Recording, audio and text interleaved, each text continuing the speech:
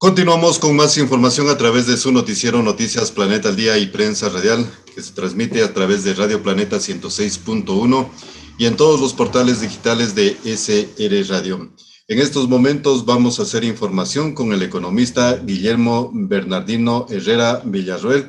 Él es prefecto de la provincia del Carchi, con quien vamos a abordar temas de trascendencia nacional, principalmente, señor economista, gracias por aceptar esta entrevista. Bienvenido a Prensa Radial en la provincia de Loja. Estamos de norte a sur conectados, toda la línea en línea directa, desde el norte al sur, donde se dice normalmente, desde el Carchi al Macará, señor economista. Bienvenido.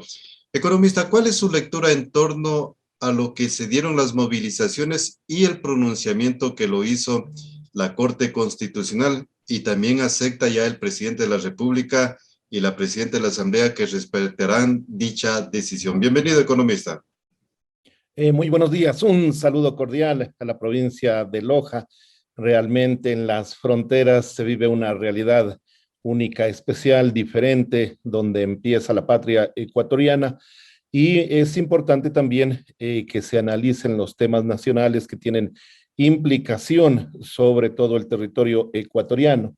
Creo que el anuncio de la Corte Constitucional, respetando la institucionalidad del Estado, es mandatorio para todas las instituciones del país. Sin embargo, hay que resaltar que la decisión de la Asamblea anterior, si bien es cierto, reivindica los derechos, los requerimientos de los maestros ecuatorianos. Todos estamos de acuerdo, y como Partido Izquierda Democrática mucho más, que a este sector fundamental para la patria debe reconocerle sus derechos, pero también hay que estar muy claros que esa decisión de la Asamblea anterior no fue costeada económicamente, no se hizo un análisis financiero. Se está hablando que se requeriría al año más de 2.500 millones de dólares en el presupuesto del Estado para atender este requerimiento, y por eso la misma Corte Constitucional ha dado un tiempo de 6 meses para analizar el tema y para que en la práctica se pueda implementar.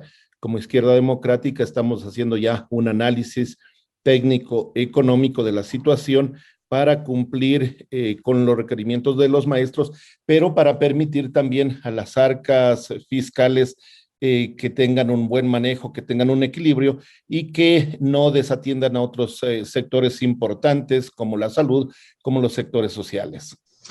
Economista, yo le entiendo algo muy fundamental que usted lo está puntualizando, es decir, que la actuación, claro, los derechos que tienen los maestros están de acuerdo a lo que establece la Constitución y son legales, pero la actuación de la anterior Asamblea deja mucho que ver, porque compromete no solamente al gobierno, sino a todos los ecuatorianos en tema fiscal, señor economista. Sí, esa es la realidad. Cuando nosotros teníamos hace unos 3 meses atrás las reuniones previas con el bloque de asambleístas de Izquierda Democrática, habíamos organizado charlas técnicas, y uno de los elementos fundamentales fue analizar el papel de la Asamblea Nacional el momento de legislar, y que una ley que no tenga recursos económicos, una ley que no tenga un análisis presupuestario, realmente es una ley que no tiene sustento, que no sirve, que no pasa a ser, como se dice comúnmente, un saludo a la bandera. Por eso la responsabilidad de la Asamblea actual, y eso estamos impulsando como Izquierda Democrática, es que las reformas legales, los nuevos cuerpos legales que se discutan, que se aprueben, deben tener un costeo financiero, de tal manera que la ley sirva. Una ley sin recursos económicos realmente no sirve para mucho. Los fronterizos sabemos esto. Hay una ley de desarrollo fronterizo que no genera nada de recursos económicos a los territorios, entonces no pasa a ser de una aprobación populista por parte de la Asamblea. Esa realidad queremos cambiar. La nueva forma de hacer política debe ser clara y transparente, y los derechos de unos sectores no deben afectar a otros sectores. Yo saludo la decisión que ha tomado la Corte Constitucional en beneficio de los maestros, y ahora nos vamos a poner a trabajar, ahora sí en la Asamblea, seriamente para definir cuáles serían los elementos financieros y la manera de implementar esta ley. Claro, usted dice algo muy fundamental, señor economista, y lo felicito por esa decisión que ustedes están actuando no en el marco de el populismo, sino en el marco de la estructura democrática a través del partido Izquierda Democrática, que básicamente esa sería la palabra, que entran a analizar las posibles consecuencias y el posible financiamiento de estos recursos como partido político, pero enmarcado en defensa del Estado ecuatoriano. Ustedes analizarán como bloque, y creo que no me voy a equivocar, señor economista, creo que es el primer partido político que entra a hacer este análisis, pero en función de Estado ecuatoriano, señor economista. Mire, las decisiones que tome la Asamblea deben ser claras, transparentes. No podemos caer en el juego de ofrecimientos populistas. La primera responsabilidad que tiene un asambleísta es definir leyes que sean reales, que sean objetivas, que guarden un equilibrio para el desarrollo del país. Ya basta de esa vieja asamblea de la troncha, de los repartos. Somos los primeros que hemos rechazado esto. Le recuerdo a la ciudadanía que Izquierda Democrática ingresó con un bloque de 18 asambleístas y que tuvimos que separar inmediatamente a 2 asambleístas porque ellos no estaban seguros de que la práctica de Izquierda Democrática es nueva, es transparente y clara, y cuando se ofrecieron a otros intereses, no dudé en ningún momento en separarles del bloque. Esa manera transparente de actuar debe ir más allá. No solamente la ética y la transparencia son necesarias en el ejercicio de la función legislativa, la capacidad, la idoneidad para debatir leyes de manera política y técnica adecuada debe ser el elemento diferenciador de nuestros asambleístas, y estamos trabajando para eso.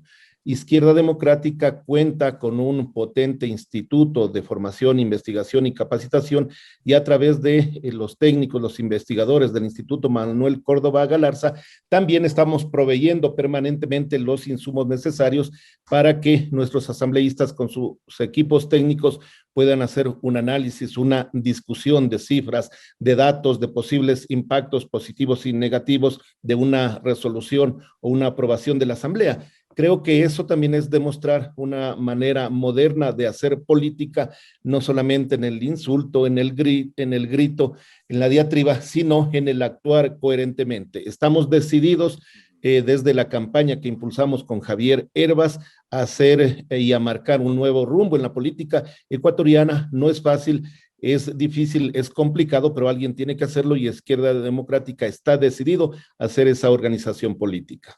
Claro, es que yo veo ese objetivo como Estado Nacional. La política partidista es a lo interno, pero ustedes ven dentro de lo que es la necesidad en el Estado ecuatoriano. Y aquí yo le quiero formular una pregunta en base a lo que usted está manifestando, señor economista.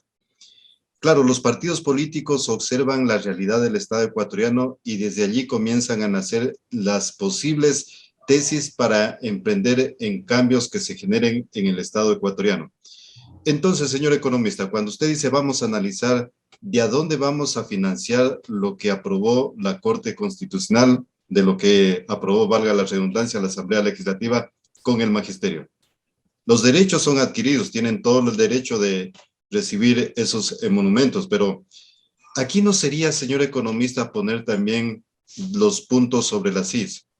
Mientras ustedes van a ganar ese tipo de salarios, es necesario emprender en lo que sería una modernización de la educación con una malla curricular que rescate el nivel intelectual de la niñez y de los jóvenes en el Estado ecuatoriano. ¿Economista?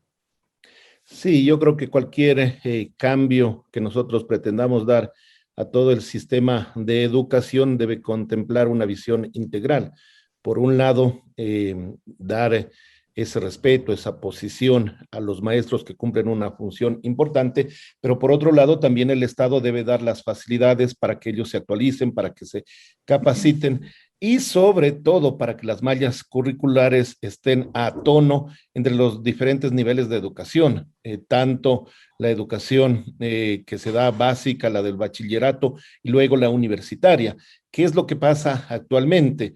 La mayoría de padres de familia tienen que destinar recursos económicos para que los chicos que están próximos a graduarse de bachilleres puedan ingresar a cursos privados para que les preparen y estén en mejores condiciones de acceder a la universidad.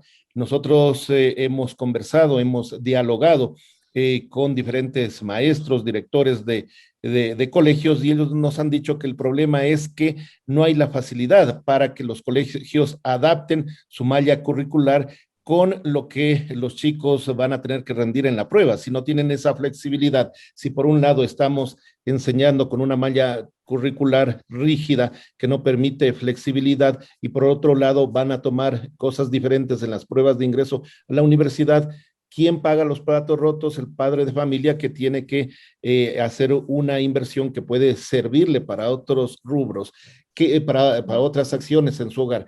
¿Qué es lo natural, lo normal? Si tengo a mi chico en una institución de educación superior, allí debe salir con toda la capacidad de entrenamiento para rendir la prueba y para poder cursar la universidad en la carrera que sea de su afición. Entonces, hay una brecha enorme entre la educación universitaria y la educación del bachillerato. Esos elementos debemos nosotros analizarlo.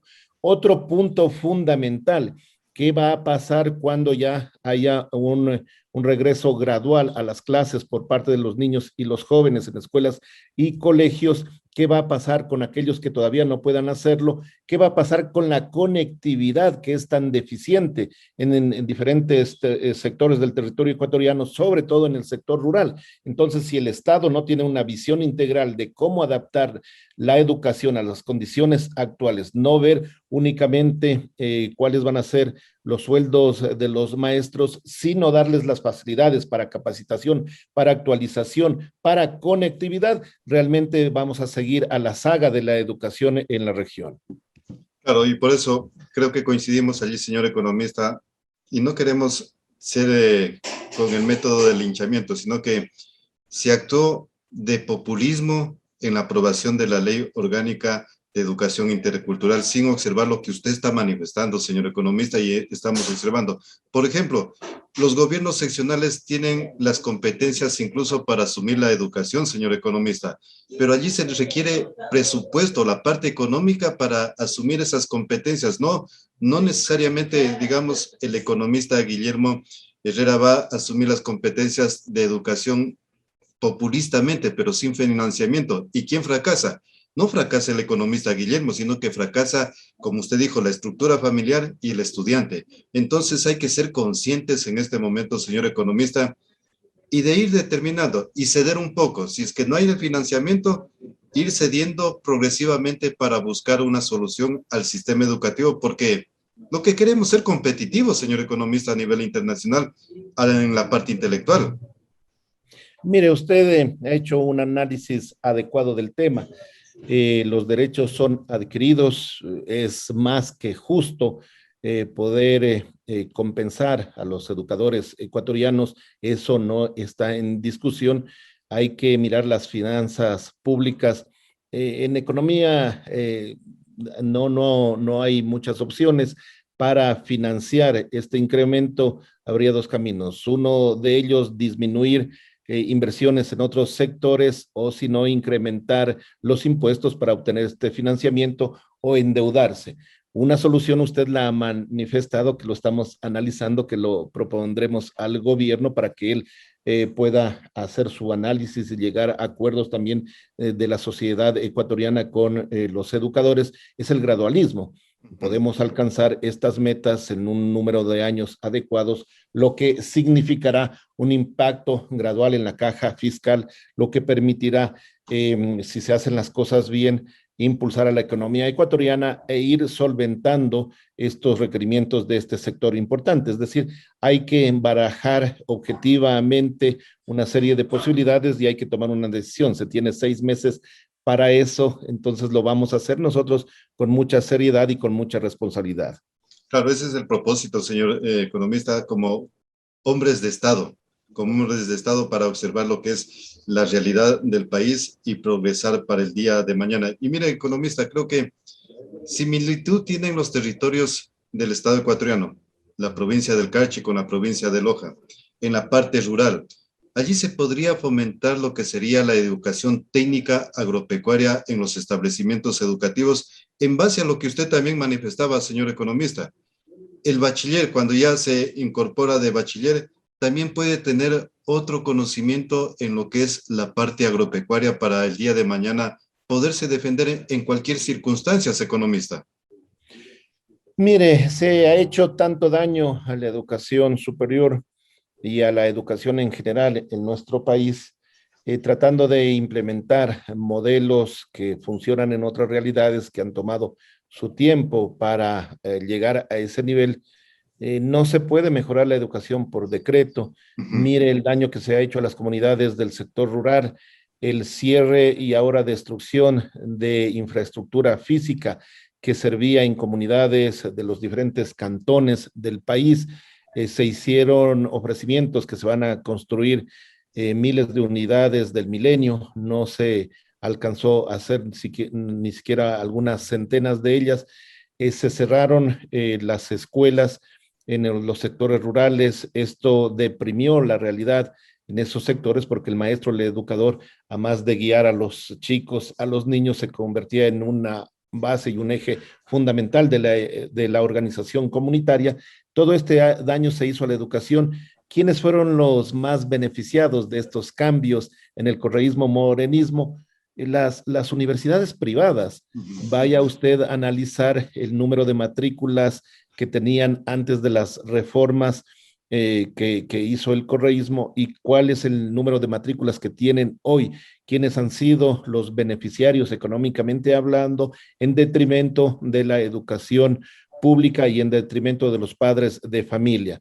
Creo yo que no hay que inventar nada, hay que mejorar y fortalecer la conectividad en este momento, permitir la capacitación, la especialización de los profesores. Tanto daño se hizo también que profesionales que no tenían una formación pedagógica ahora son maestros en los colegios públicos sin tener una idea clara de cómo enseñar, de cómo impartir sus conocimientos, de cómo mediar entre el conocimiento y el estudiante.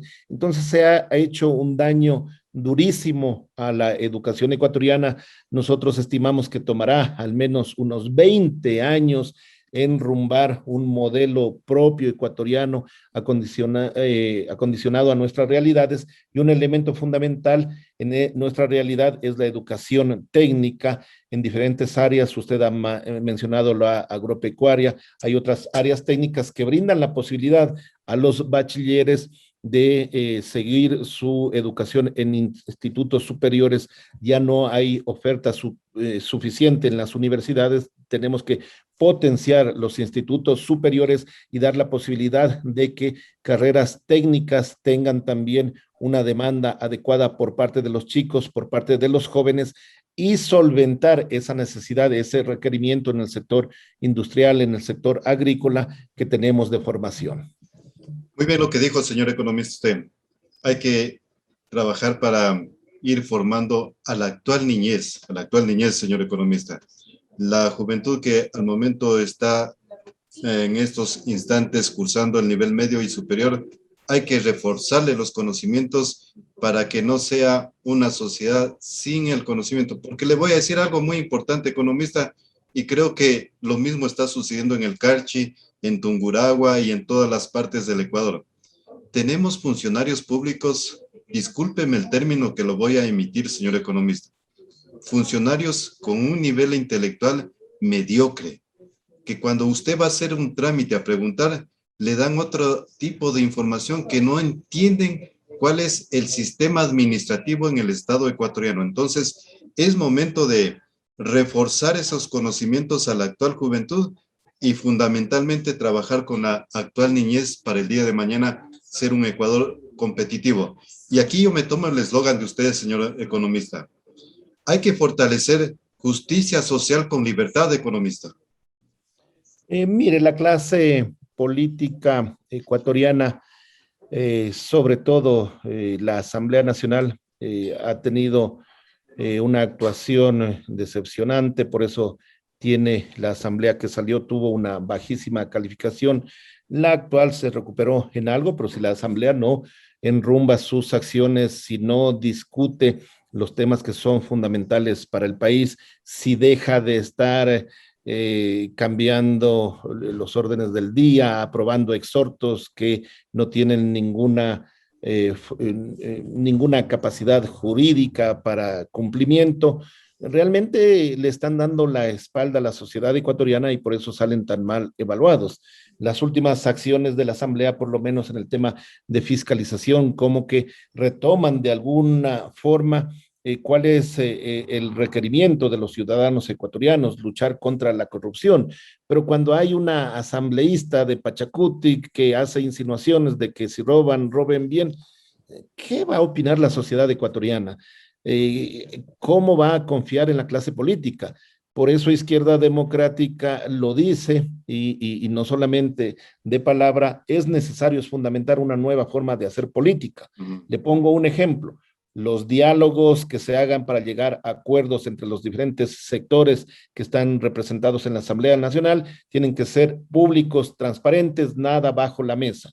Los acuerdos deben ser orgánicos. Si el gobierno propone una ley, una reforma, debe llegar a acuerdos con las organizaciones políticas, no tentar individualmente a los asambleístas, no comprarles a través de cargos públicos, a través de darles administraciones en sus respectivas provincias. Eso debemos desecharlo y como Izquierda Democrática le hemos dicho claramente al gobierno ecuatoriano que no vamos a permitir eso y si nosotros vemos que el gobierno sigue actuando de esa manera, nosotros inmediatamente vamos a irnos a una oposición porque es necesario hacerlo, dignificar la política. Entonces, los políticos tenemos una responsabilidad fundamental, no solamente a hablar, sino demostrar con el ejemplo de que la clase política está a tono con las necesidades del Estado. El juicio político que se va a realizar al ex contralor ha sido hasta el momento una manifestación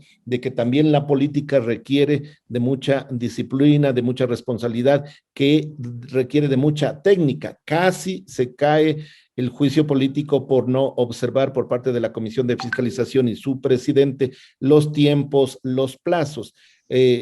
Por la propuesta, por la moción de Izquierda Democrática se pudo solventar, no se cayó ese juicio y ahora vamos a ser testigos de cuál es el accionar, cuál es la actuación de nuestros asambleístas para darle un ejemplo al país, para darle un mensaje fuerte de que estamos unidos juntos, todos los sectores políticos, luchando en contra de la corrupción. Si eso no hace la Asamblea, lamentablemente no se va a diferenciar de la anterior. Izquierda Democrática está convencido, está decidido a ser el brazo político de la sociedad ecuatoriana, de las clases populares. ¿Por qué? Porque los sectores empresariales ya están representados. Ellos tienen su brazo político en el Partido Social Cristiano, en Creo y en otras organizaciones. Los sectores indígenas tienen su brazo político en Pachacuti y la sociedad ecuatoriana, las clases populares, ¿quién es el brazo político de esos sectores amplios de la población ecuatoriana? Izquierda Democrática. Para eso estamos y sobre todo para hacer una política limpia y transparente. Esa es nuestra manera de actuar. La nueva Izquierda Democrática está impulsando liderazgos colectivos. La nueva Izquierda Democrática no le pertenece a una familia, no le pertenece a una corporación, le pertenece a sus afiliados y le pertenece al pueblo ecuatoriano. Qué bien, economista, que piensen ustedes no como integrantes de un partido político, sino como los integrantes de un partido político en función de ciudadanos de Estado. Qué bien, economista, y yo lo voy a comprometer, economista, para seguir analizando, porque solo hemos topado en parte, señor economista, una necesidad de lo que es cambiar la educación. Nos falta analizar sistema judicial, el mismo sistema político, señor economista, para ir emprendiendo los cambios que necesita el Estado ecuatoriano, economista. Yo lo comprometo y cuente con este espacio para difundir lo que es este aspecto, porque si nos unimos desde el Carchi al Macará, lo lograremos, señor economista, cambiar lo que es la reinstitucionalización del Estado ecuatoriano, como yo lo digo, economista. Sí, estoy a la orden. Estamos haciendo una vocería fuerte de las acciones del Partido Izquierda Democrática en la Asamblea. Estamos trabajando fuertemente en territorio levantando la organización, democratizándola al máximo. Izquierda Democrática, con esta nueva generación de políticos, estamos decididos a escribir la nueva historia positiva de la política y del Ecuador. Gracias, economista. Ha sido el economista Guillermo Herrera Villarreal, prefecto de la provincia del Carchi y también integrante del partido político Izquierda Democrática. Muy gentil su apreciación, señor economista. Gracias. Muy buenos días. Hasta luego. Buenos días. Vamos a una pausa comercial y regresamos con más información.